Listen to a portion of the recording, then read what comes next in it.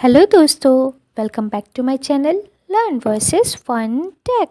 दोस्तों, हर एक दिन किसी न किसी इतिहास से जुड़ा होता है और कुछ न कुछ सिखा कर ही जाता है। ऐसे ही भारत के इतिहास में एक दिन था 13 अप्रैल, जो गुस्से की भावना मन में जगा देता है। आज भी जलियांवाले बाग हत्याकांड को याद करके लोगों की रूह कांप जाती है। भारत के अमृतसर में 13 अप्रैल 1919 में जलियांवाला बाग हत्याकांड हुआ था।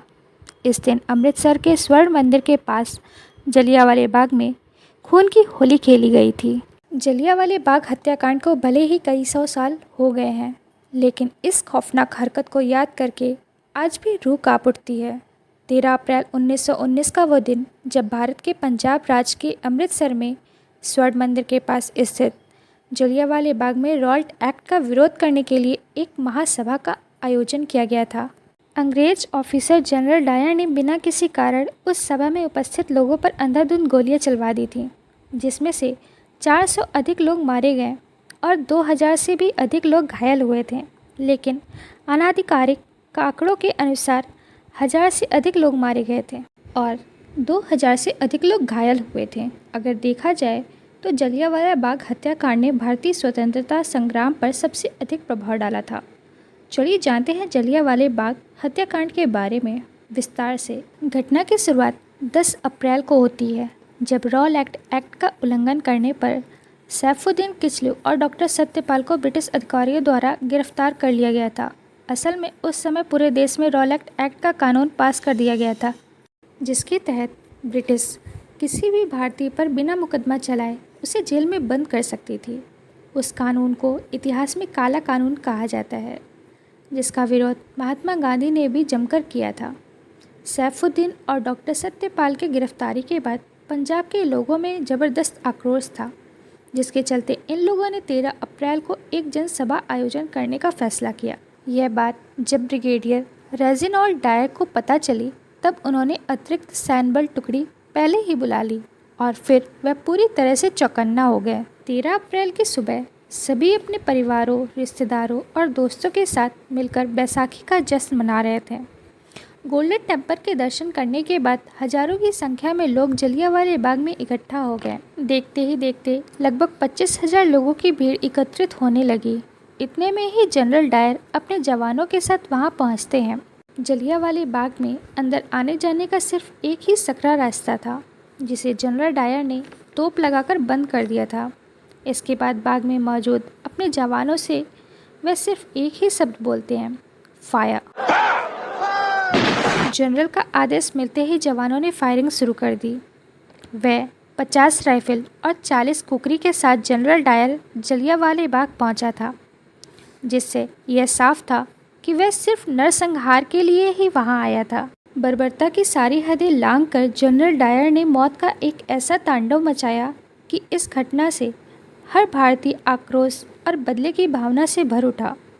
10-15 मिनटों में ही जवानों ने 1650 राउंड फायरिंग की। वहां पर एकत्रित लोगों को अपनी जान बचाने का एक मौका तक नहीं मिला। फायरिंग शुरू होते ही चारों तरफ अफरा तफरी मच गई, जिसमें पुरुष, महिलाएं, बूढ़े, बच्चे, हर कोई चीख रहा था। सब अपनी अपनी जान बचाने के लिए इधर उधर भाग रहे थे, लेकिन जनरल डायर के जवानों की फायरिंग रुकने का नाम ही नहीं ले रही थी। बंदूकों में गोलियां लोड करने के दौरान ही फायरिंग रुकती थी। कुछ लोगों ने बाग में मौजूद कुएं में कूदकर अपनी जान बचानी चाही, तो वहीं कुछ लोगों ने दीवार फांदकर भागने की कोशिश की, लेकिन उसका भी कोई फायदा नहीं हुआ। जनरल डायर के सैनिकों ने हर किसी को चुन चुनकर मारने की जैसे कसम खा रखी थी। बाग में जिस कुएं में कूदकर लोग अपनी जान बचाना चाह रहे थे, उसमें से करीब 120 इंसानों की लाशें निकाली गईं। वह कुआं कूद के मरने वाले लोगों के खून से भर गया। वह कुआं आज भी खूनी कुएं के नाम से जाना जाता है। और इतना ही नहीं, यहाँ के दीवारों पर आज भी गोलियों के निशान मौजूद हैं। इस हत्याकांड के बाद अंग्रेज सरकार ने अपने आंकड़े जारी किए। उन आंकड़ों के मुताबिक उस नरसंहार में 379 लोगों की मौत हुई, लेकिन मरने वालों की असल संख्या कुछ और ही थी। ये हत्याकांड में हजारों लोगों की जान गई थी। इस दिल दहला देने वाली घटना ने पूरे देश को हिला कर रख दिया था। चारों तरफ इस घटना की चर्चा होने लगी और इस घटना की जांच का जिम्मा लेफ्टिनेंट माइकल ओ डॉयर को मिला। गोलियां चलाने वाले जनरल डायर ने अपने सफाई में कहा कि गोलियां चलाने उसकी मजबूरी बन गई थी। उसने अपने कर्तव्य का पालन किया था। अगर वह गोलियां नहीं चलाता तो वहां उपस्थित भीड़ उसे ही मार देती। ये मार्शल लॉ का उल्लंघन होता। लेफ्टिनेंट माइकल ओ डॉयर, जो इस मामले की जांच कर रहा था, वो जनरल डॉयर के जवाब से संतुष्ट हुआ। आगे चलकर इस मामले की जांच लाहौर के हंटर कमीशन के द्वारा की गई। फाइनली इस मामले में जनरल डायर को सही माना गया और ब्रिटिश अधिकारियों ने इसे प्रमोशन दिया। लेकिन इसके साथ ही फाइनल रिपोर्ट में यह भी कहा गया कि जनरल डायर अब कभी इंडिया नहीं आएंगे, उन्हें ब्रिटेन में रहकर ही सर्विस करनी होगी। इस हत्याकांड के दौरान सरदार उधम सिंह जलियांवाले बाग में ही मौजूद थे। ये उनकी खुशकिस्मती थी कि इतनी गोलियां चलने के बावजूद भी वह बच गए, लेकिन उन्होंने कसम खाई थी कि वे इस हत्याकांड का बदला ज़रूर लेंगे। इस हत्याकांड के मुख्य आरोपी जनरल डायर की सन 1927 में एक बीमारी के चलते मौत हो गई थी, लेकिन इस मामले की जांच करने वाला लेफ्टिनेंट माइकल ओ डॉयर अभी भी जिंदा था। यहाँ उधम सिंह प्रतिशोध की आग में जल रहे थे। उन्होंने इसके लिए गदर पार्टी ज्वाइन की, क्योंकि इनके सर से माता पिता का साया पहले ही उठ गया था।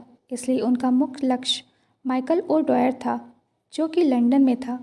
उन्हें जैसे ही ये जानकारी मिली, वह लंदन जाने का जुगाड़ लगाने लगे। इसलिए उन्होंने बड़े का काम भी करना शुरू किया और कुछ पैसे इकट्ठा करने लगे। पैसे इकट्ठा करके वो अमेरिका गए। अमेरिका के बाद वहाँ से लंदन पहुँच गए। लंदन में वो एक रेस्टोरेंट में काम करने लगे। रेस्टोरेंट में काम करते वक्त वह पैसे जमा कर रहे थे ताकि उससे वो एक पिस्टल खरीद सके। ये सब काम करने के चक्कर में उधम सिंह जी को पूरे 21 साल लग गए। आखिरकार वो समय आ ही गया जब उधम सिंह अपने लक्ष्य के करीब पहुंचे। साल 1914 में लंदन के क्रेस्टन हॉल में ईस्ट इंडिया एसोसिएशन और रॉयल सेंट्रल एशियन सोसाइटी की मीटिंग हो रही थी। इस मीटिंग में माइकल ओ डॉयर भी पहुंचा था और उधम सिंह जी भी एक किताब में बंदूक रखकर ले गए थे। दरअसल उन्होंने किताब के पन्नों को बंदूक की आकृति के हिसाब से काट लिया था। हॉल की सबसे पहली पंक्ति में बैठे उधम सिंह माइकल ओ डॉयर के आने का इंतजार कर रहे थे।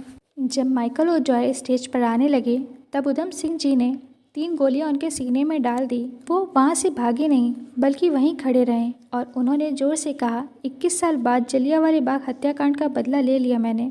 उधम सिंह ने वहीं अपनी गिरफ्तारी दे दी। इसके बाद 31 जुलाई 1940 को उन्हें फांसी दे दी गई। यहाँ ये बात ध्यान देने लायक है कि जलियांवाले बाग हत्याकांड से जो 2 अंग्रेज अफसर जुड़े हुए थे, उनके नाम काफ़ी मिलते जुलते थे। उनमें से एक जो असली गुनहगार था, वह अपनी बीमारी के चलते मारा गया और जिसने गुनहगार को जांच के दौरान बचाया था, उसे अमर शहीद सरदार उधम सिंह जी ने मार दिया। Thanks for watching this video. Please like, share and must subscribe.